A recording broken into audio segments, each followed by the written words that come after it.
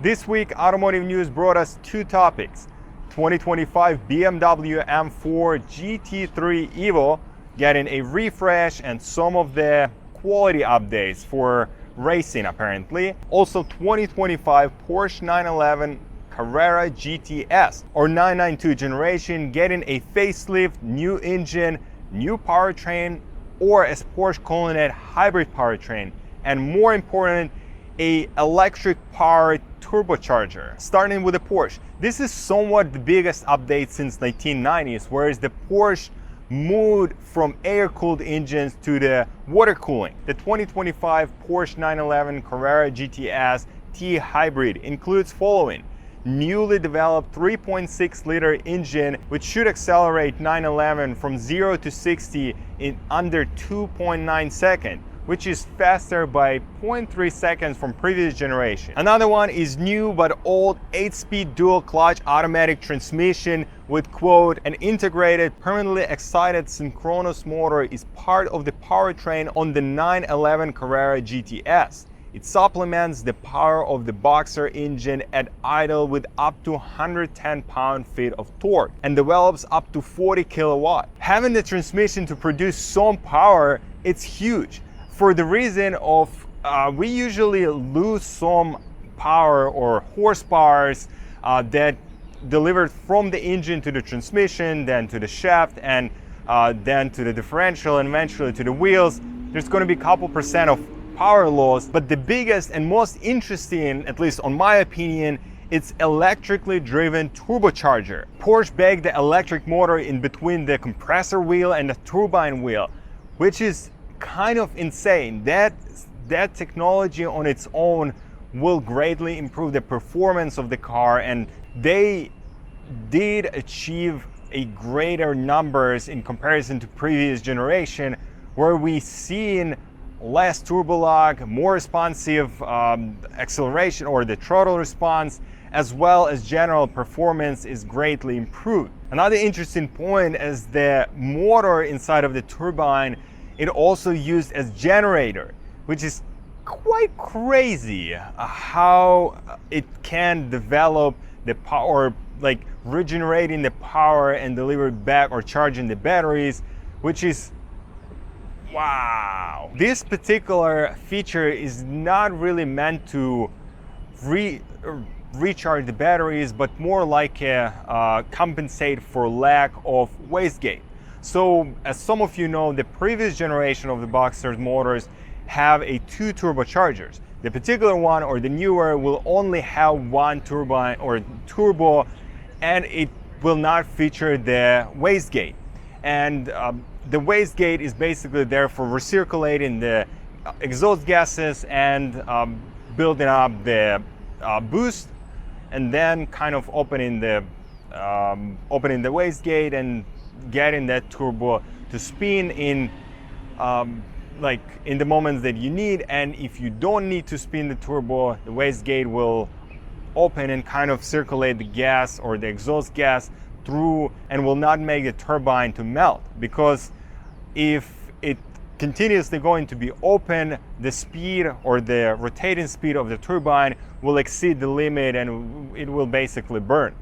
So what that electric motor does is basically slowing down the spin of the motor itself or the shaft itself, and that's what it compensates for. Pretty much the same technology as every other manufacturer for electric cars used to regenerative braking, basically getting high resistance on the motor while a car is rolling or you're not accelerating, and all of this power is pulling back into the batteries. This is exactly the same thing. It just happened to be, this is the most effective way to slow down the speed of the turbine. This overall, this update is really crucial as it will improve the turbo lag. This is kind of big because conventional turbo have quite a bad lag. It's been adjusted in some like sport cars, but in this particular instant, that electric motor can speed up the turbine and basically boost the pressure even before you reach any like higher RPM numbers, which is great. Another cool thing of the T-Hybrid drivetrain is the battery, which is a Porsche stated is equal in weight to a conventional 12-volt AGM battery. And it's going to retain the power up to 1.9 kilowatt, which is quite a lot. It also operates at 400 volts, which is quite nice because then more power, more performance, more bigger, better, I guess. In any case, the location is going to be the same as the regular battery on previous model, which is under the hood at the same place. And apparently the size is going to be somewhat the same. As for the engine, it has a lot of uptakes as well. We'll go briefly through the changes. It has increased capacity from 3.0 to 3.6 liter, electrically powered AC pump, which allows to position the flat engine even closer to the chassis by not having a extra belt and the pump itself underneath the engine. So now it can be 100% driven from the high voltage electric system in the car. Otherwise, the total power output for the engine is 541 horsepower, which deliver a whopping 449 pound-feet of torque. And again, from 0 to 60 accelerate in 2.9 seconds. The overall weight of the car is increased by 100 pounds or roughly 50 kilos. But taking it in account that we add hybrid system to the car, we add several motors and whole bunch of wiring and battery packs, it actually quite good. It's insanely good.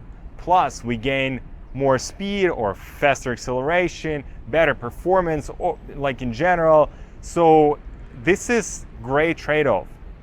As well, there's going to be a little bit better handling due to the engine sitting a bit lower, the same as the center of gravity shifted even lower by 10 millimeter, which is related to the chassis. Another big thing is a rear wheel steering, which is quite fascinating as well, because now the turns can be much sharper without compromising the grip.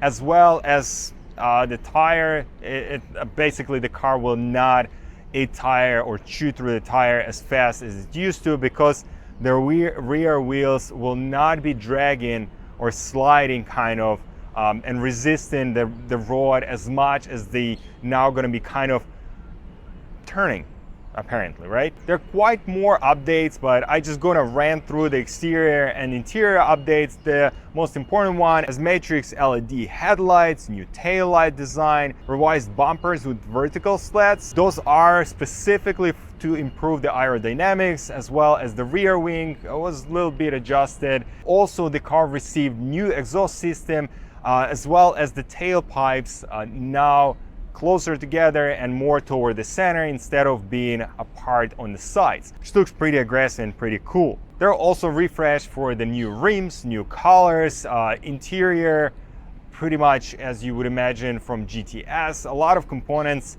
got included instead of being add-ons for those models. As for the suspension, for example, the rear suspension is gonna be standard as a sports suspension. Another cool one is fully digital dashboard, which is gonna have variety of different options in terms of gauges and some other characteristics.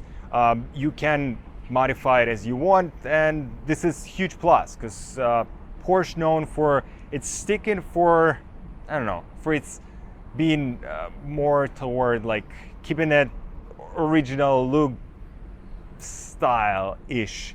I don't know if it's good or bad. I guess a lot of people, the Porsche lovers especially, would say this is a great thing, but I think we in the era of those screens and high resolution screens that they are looks great, and apparently Porsche already followed the trend, and now we have Porsche in the same basically hole as everybody else. Wrapping up, the 2025 911 lineup is available to order, and it will start shipping in fall of 2024. So far, the 2025 updated 911 will be only available for Carrera, Carrera GTS, and Targa 4 GTS models. And the T-Hybrid, it only features in the GTS models, which is kind of understandable. I would assume Porsche wanted to push a little bit farther with the release of this system for the other models. With the Carrera starting at $120,000, almost the same as the previous model. I think it was previous generation was $114,000. Correct me if I'm wrong. And the Carrera GTS T-Hybrid will start at $165,000. The next story is really brief one. The 2025 BMW M4 GT3 EVO, which is updates in component lasting or reliability. I know what you're gonna say, it's like BMW unreliable, but it's totally different and opposite spectrum from regular cars. Whereas for turbos, now they're saying that they increase the service life up to 12,000 miles or 20,000 kilometers. For some of you, there's gonna be one oil change in this window. For the BMW, apparently this is technically the service life of turbo, or you're gonna need to service the turbo after 12,000 miles for those cars, which is there is a reason for it, because it's operated on a higher RPM, because it's tuned for the building up the higher boost, starting building up the boost earlier, and those turbos usually need service much sooner, and apparently that's what was done. If I'm not mistaken, I think the previous model, or the 2022 model, which is the previous GT3 car without the EVO, was stated as 6,000 miles or something around it, or 8,000 miles, I think, service life. In any case, they also stated they increased the size of the air filter and air box, which is now apparently can withstand 24 hours race. This is a huge one because every minute it counts when the car is racing, and especially when the car's like pit stop for filling up, for changing the tires, and basically regular maintenance. This is going to be kind of crucial, because now the entire race, the team will not need to worry about air filter. That's going to save a minute or 30 seconds, or might be even less, but it's still a saving time for those precious seconds, and sometimes the seconds can be the matter of winning or getting the second place. There was several few updates, as a new headlights and 5-dimensional laser tail lights adapted from the production models, as we already covered the 4 Series CS or CSL. Also i4, the new 2025 i4, and the 4 Series and M4 competition. All of those cars have the same headlights, with that the CS and CSL especially, they would have that yellow accent on the headlight, and that's all about competition. I guess not a competition, it's all about GT3 cars. It used to be only limited to the GT cars, that yellow accent on the headlight. There was also updates to the body of the hood, which is the radiator outlets and the air vents on the hood.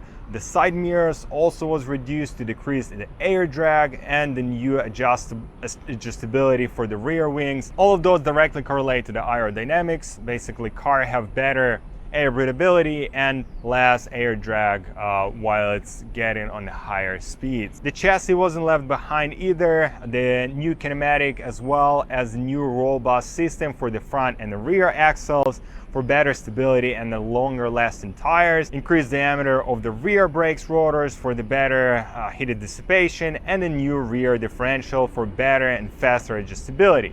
Some of those features are strictly for comfort of use, as at competition sometimes team would need to change some settings on the go, while if it's raining and the race is started while it's raining, and all of a sudden it's shiny and the track is nice and warm and sticky, the team will be changing the settings, the car settings on a go, same as differential, the wing and stuff like that, to have a better performance, better grip, and better time at the end. Final word is the pricing, which is $625,000. In any case, I'm in a beautiful Taipei. That's why I'm sweating a lot. It's hot, it's humid. I here for the work trip. I'll get you a little brief like kind of video wrap up of what it looks like to be in Taipei. We're done with our company or finish our shooting, and we're pretty much wrapping up. So I decided to record a quick auto news update, which is relatively simple to work with. And apparently I'm up front of the 101, which is a pretty tall building, and it got a great view from there. In any case, guys, I hope you did like the video, and if so, make sure to put the thumbs up button there, subscribe my channel, and I'll see you in the next one.